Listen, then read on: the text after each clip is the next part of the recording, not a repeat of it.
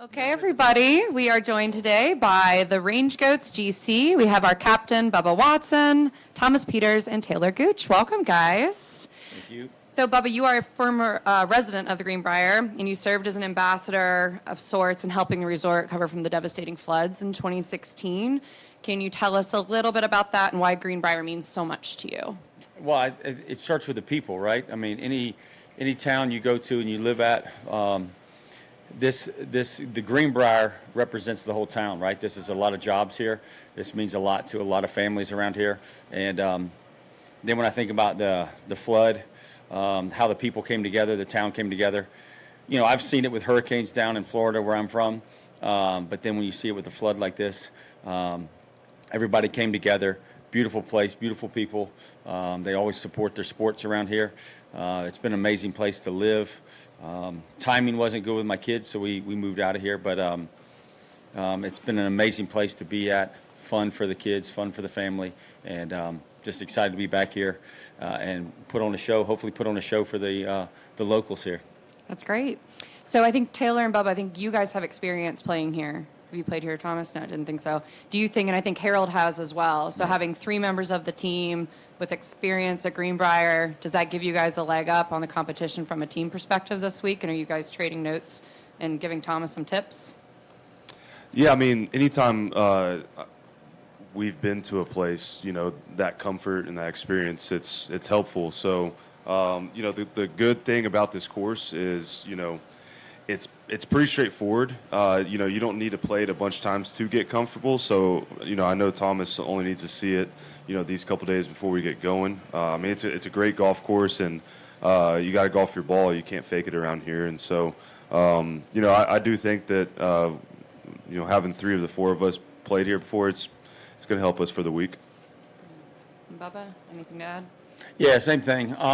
Really, the key around this golf course is putting, you know, getting the ball in the fairway and putting. But around here, because of the mountains and the different valleys, the putts can be a little different. You might see one thing and it might break a little more or a little less just because of that. So that's really the keys around here. You know, they've changed a couple tee boxes. They've changed a few things that make the golf course a little bit more difficult.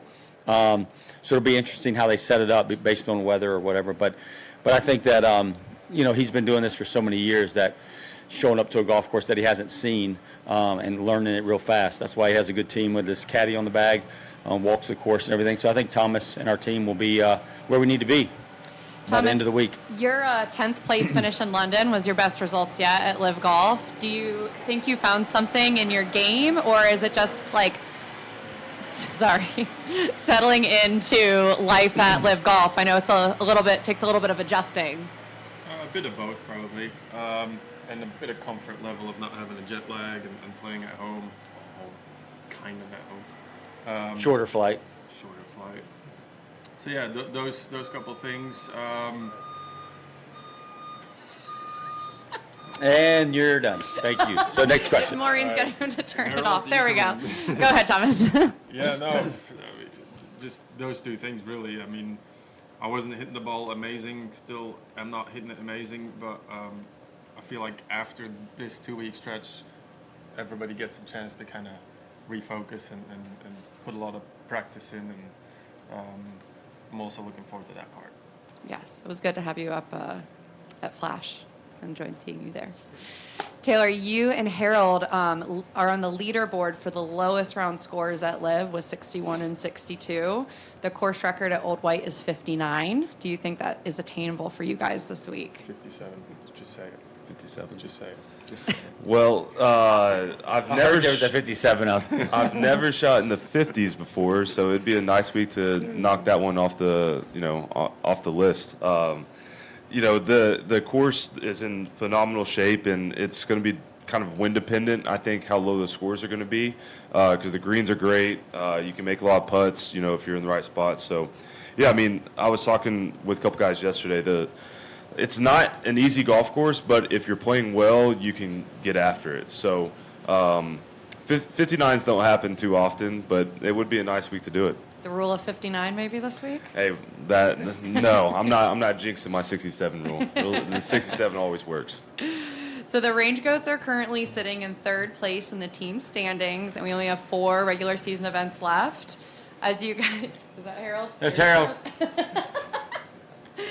As you guys know, only the top 4 teams receive a first round bye, and then based on your position is how you get to select who you play against. So are you guys starting to feel the pressure to keep your foot on the gas as you're in third place and kind of on that line a little bit? I mean, I definitely don't want to have to play the first round in Miami. So, especially coming from Saudi, it'd be nice to watch everyone stress Friday, and we get to just hang and have a little Mai Tai or something. So, yeah, I mean, we got a couple weeks left to go and solidify that first round bye, and that'd be really nice to do. That's great. And Are you feeling the pressure of Miami coming up and trying to stay in that position to have a bye? No. That was the last question. the Range Goats had 5 consecutive podium finishes between Adelaide and Andalusia. How important is it to keep that consistency going? Similar question. Maybe Harold, since you're just joining us? Yeah, I think it's great. I think we need to play well. I feel like we're not making up ground, though, on these podiums, so, like, we just need to play well and win. It's been the same thing since we played in February, and I think we had a great chance this week. And Thomas? Same thing. Sorry, I'm half asleep. That's okay. Yeah. Well, this will be just kind of your wait. first team championship with, like, you know, the Yeah. leaderboards for both team and individual. And since your team is in the running, is that, you know, since this is new for you, is that on your mind at all? If you're not playing well, then it's more on your mind, the team thing, I think. If you're individually doing well, it's less on your mind, I feel like, because you're playing well anyway. Yeah. And last one, Taylor, you are currently sitting in first place on the individual standings with 3 wins this season. However, Cam Smith, Brooks Koepka, Patrick Reed, and Dustin Johnson are hot on your trail. They have a combined 9 majors, and they all want that top spot. How much are the standings, individual standings, on your mind each time you tee it up for these last 4 events? Rule of 67. You just go out, shoot 67, and everything will take care of itself. Golf's hard enough. I don't need to worry about whoever is behind me or in front of me or anything like that. I just gotta go try to hit the first fairway, try to make a birdie, and we'll go from there. You know, we got bigger things for the year in mind as a team, and you know, like Thomas said, you know, when you're not playing well, that's all you're thinking about. So, you know, we just gotta continue to play well, and I know if we play well, that everything will work out. That's great. I'm gonna let Mike ask a few. Bubba, you were part of the recovery efforts here. Since you've been back, have you been able to meet any of the people that you've helped, or have you stayed in contact with many of the people? Really, you know, it's a great question. It's the people of here, right? We know some of the staff. Staff has changed over. People move. I mean, it's been a few years now, right? And so, yes, when we came back, we've been here for a week, so we've been around the hotel, seen people that we've known for a few years. Some of the workers that had played at each golf course since we've been here. So we've seen the people that we've been a part of and part of their lives and tried to help. They've been a part of our lives. So, yeah, we've seen some people that we've dealt with over the years and partnered with. We were just a small piece in helping the community recover. We were thankful that we were safe, but we wanted to help other people. So we've been a part of a small part of this community that's, you know, changed lives after that disaster. And then I had another kind of different question. You were at the collector show, I believe, over the weekend, sports card collector. Oh yeah, show. in Chicago. Yes. Did you pick up anything? Yeah, there was this one of my things from my childhood that I sent a picture and showed my mom. There was a Mickey Mantle picture. They made 300 of them. He signed all of them, upper deck, you know, put it together years ago. And I had one as a kid, and around 12 or 13 years old, my dad let me have it, and I traded it in. Didn't, you know, Mickey Mantle, it wasn't, people weren't collecting like they are today, and so I gave it away for a bunch of cards, an open pack of NBA cards in 90 or 91, somewhere in that area. Bogey. And yes, and so I there was one at the show, and I purchased it just because the memories, not because of the autograph, not because of the selling it in the future. It was more about, you know, the family ties and having that as a kid, and then being able to pass it on to my son later on. Did you see any Harold Varner signed cards there?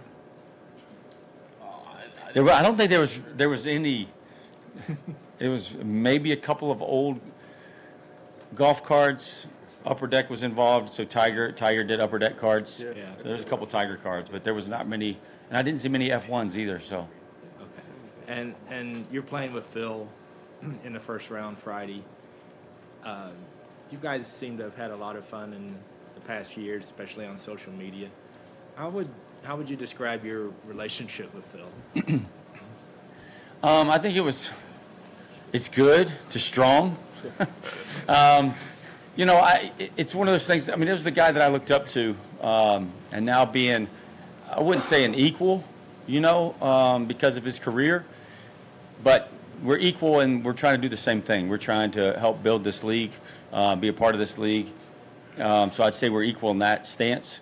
But obviously, looking up to a guy like that with his record, his credibility from his record, it's a guy I still bump ideas off of. And so, yeah, it's always fun to get to hear from him, talk to him, and get notes from him when you do something good or do something good in the community. He'll send a text or something. So that's always good, and it's spending time with a guy like that has so much history. You can learn from a guy like that. Watch him, watch how he reacts to the crowd, watch how he deals with the crowd, watches how he practices. You can learn so much from a great champion like that. And so, over the years, I've learned a lot from him, and it's been an honor to be able to, sit beside him and play against him. Thanks. Yep.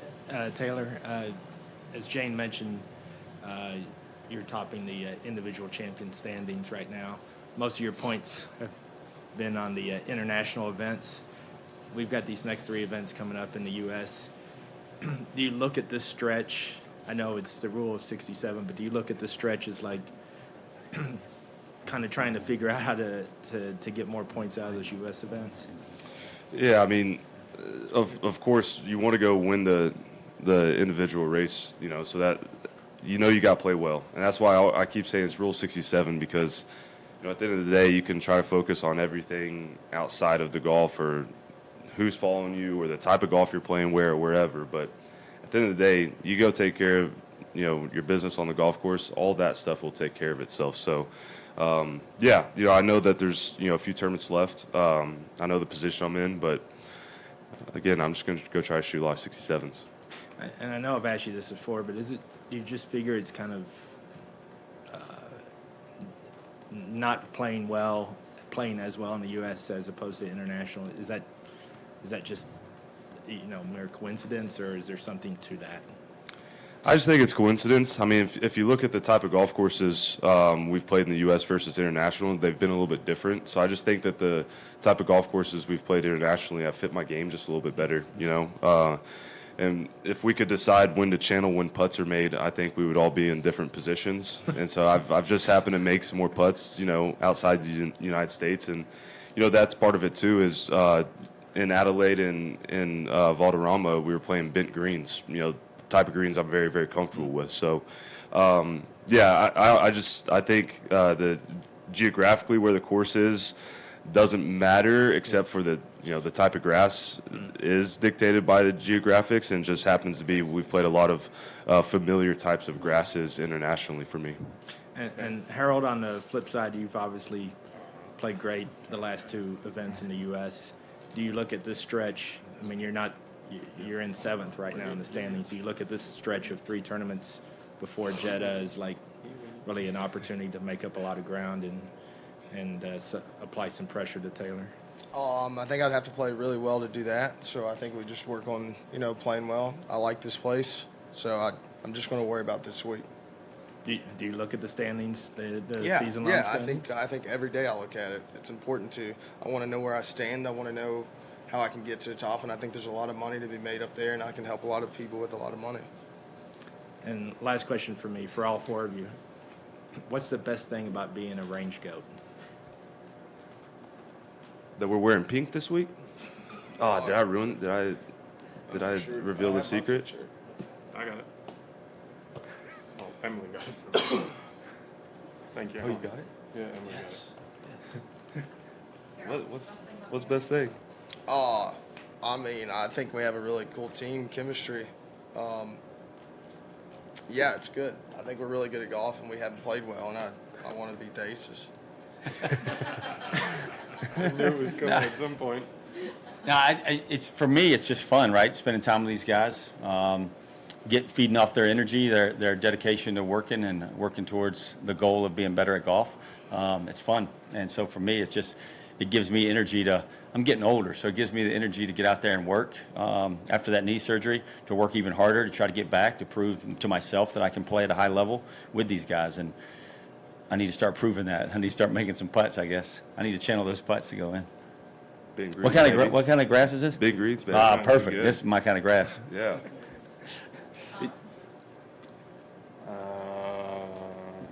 Everything. I don't know. I mean, everybody likes our team the best.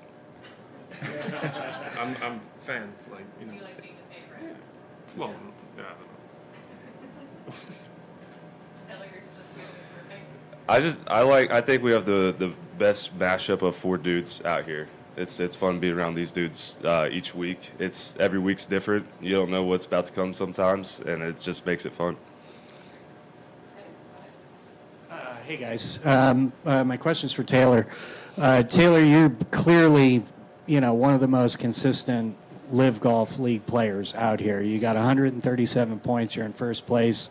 You're leading the money list with like 13.5 million in 9 events. That's pretty impressive. My question is, You get to take home half though. That's true. Yeah. my question is, August 20th, I think, is the drop dead date to make a decision about the Ryder Cup team.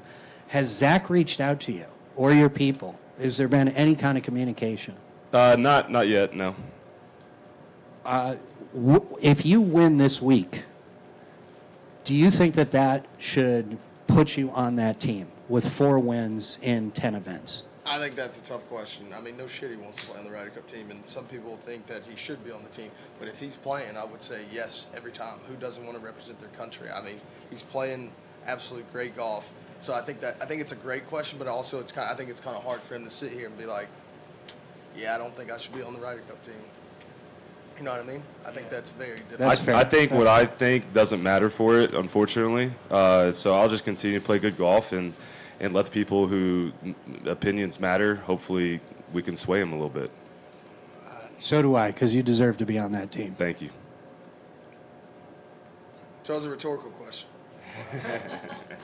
Anyone else? Yeah, Taylor, you touched on like wind making an impact and not making an impact. About the rain, I heard it was a little firm out there. What do you think that's going to do? Yeah, we've been talking about all week. Hopefully, the rain stays away, and because the golf course, it just plays better when it's a little bit firmer. It's got a little bit of a bounce to it. So, I don't know what the forecast is for tomorrow, but hopefully there's no more rain the rest of the week, and the course will firm up and get firm and fast. And I was just telling TP, like in the afternoons out here when it gets warm, the ball starts going far and it starts bouncing a bunch. And so that's why I said if you're playing well out here, like you can go and shoot a good score, but if you're not on top of your game, it can be challenging. So the firmer it is, the more challenging it is, which I think plays into this team's game.